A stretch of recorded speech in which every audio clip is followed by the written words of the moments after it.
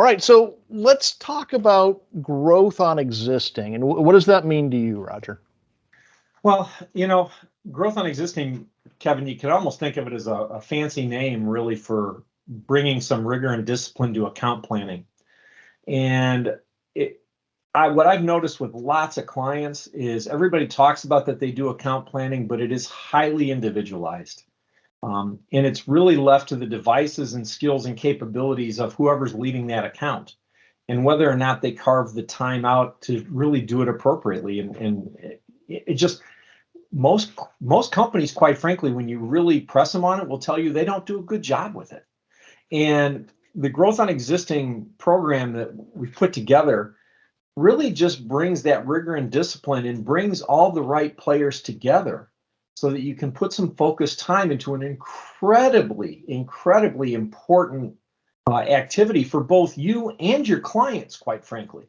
The last part I'll say about this is an account plan done well, of course, starts with your team, right? The sales team, the sales and delivery team. But if it's done well, as you put that together and you get it to a point where you're comfortable with it, good examples of best practice there to me is you start to share that with coaches and key client personnel so that they can start to be a part of the process. And then it ends up being a collaborative exercise once you get the initial piece done, because that collaboration is what leads to making sure you have real alignment on what the client cares most about and how you can bring the most value to the client and how the client can get the most value out of your engagement. Yeah.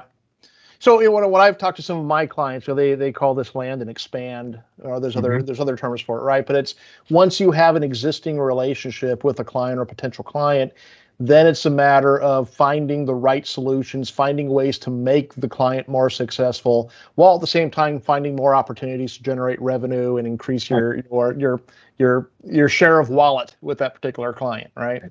Yeah. And so for me, from my side, when I work with a lot of my clients in pitches and in orals or doing technical presentations, lots of times they're in the account, but they're kind of figuring it out as they go. Right. And it's when they get the RFP that they start trying to figure out, well, what are our differentiators? Boy, how are we going to solution this? And it's just, to me, there's so much lost opportunity in getting the right fit and the right messaging in place in the last moment compared to coming in prepared, where you're coming in guns blazing and being able to really, again, not only increase the opportunity to win the work or that particular scope of work, but being able to come in with a better solution. No, absolutely, Kevin. It's funny, as you were talking, I thought of like kind of two examples, right? And one is, and just examples are terms that I've used and colleagues and I have used in the past, right?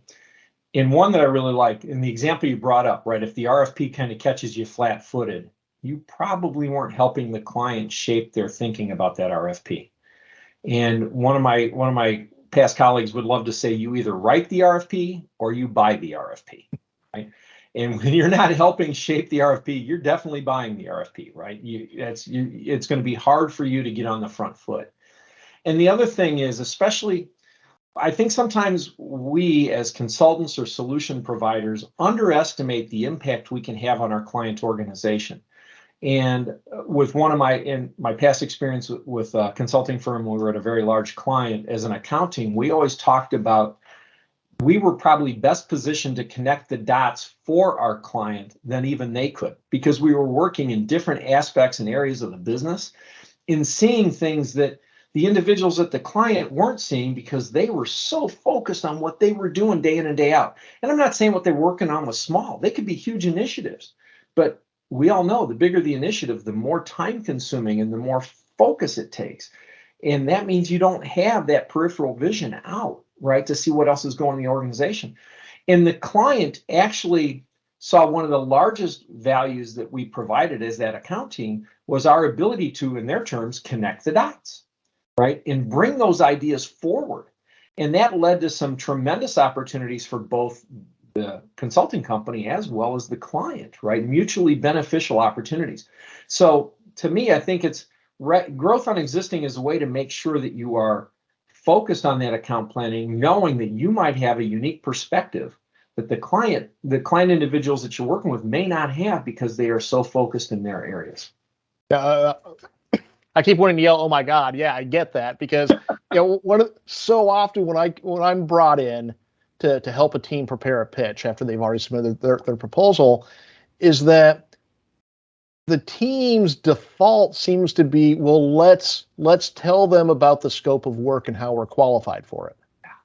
Right. And so at best, they're responding to the order. But to your point with connecting the dots, I think teams don't give themselves nearly enough credit based on experiences with other companies in that space, with the client's competitors, where you can see the opportunities, the use cases, things that the client hasn't even dreamed of yet, but right? And if you can help bring that in earlier to shape the RFP versus just respond to what the customer happens to be asking for, not necessarily what they need. Right. Again, not only does it improve your odds of winning, but it also helps the client get what they actually need versus what they're requesting. Hi, Roger Douglas. I've been in technology now for 37 years in about a week here, and mainly about 20 years in consulting with some rather large firms, both systems and management consulting. And I've also spent another 15 or so years in technology companies, leading sales enablement, growth on existing, delivery operations. I've kind of run the gamut when it comes to services, from being a frontline programmer in the very beginning to pretty much all aspects, including, leading practice areas or aspects of the business and being the executive responsible, for the client engagements. So, I mean, that's my background. I love the whole challenge of sales enablement, sales strategy, that messaging, working with the client to make sure you're really in alignment. Yeah, and where do you like to play? Where, if your ideal client and ideal situation?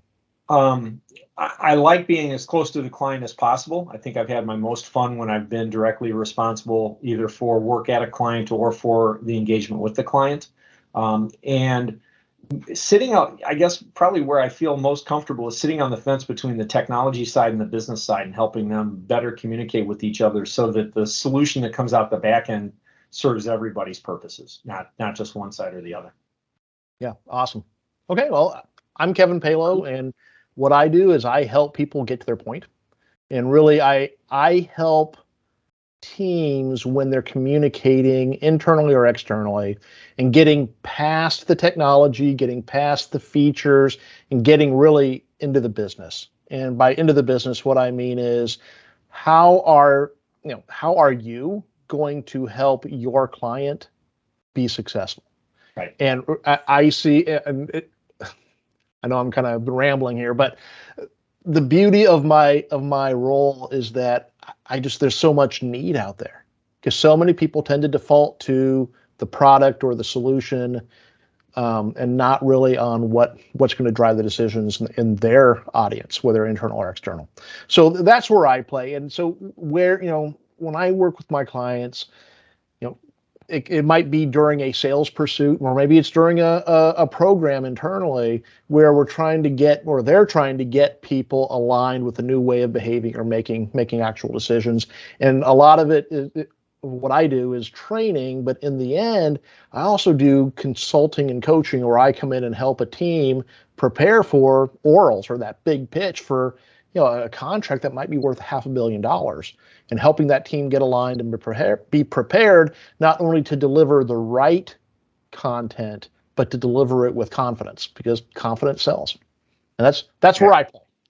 Yeah, I think that's why you and I, when we've worked together in the past, I think that our approaches are very complementary, right? And what we're talking about here today, you've got to be, the more intentional you are before the opportunity comes up, and the more you put focus there, the greater the probability of success, right? And the programs that I've led within organizations have helped with driving that and connecting those dots so that when we get to the point of putting a solution in front of the client, right, that solution and that message is going to resonate. And I know you've helped, teams I've worked with in the past as far as really honing that. And so I really see, what we're talking about here today as two sides of the same coin that, when done together, can yield great results, not only for your clients, but also for your business, right? As far as, new business.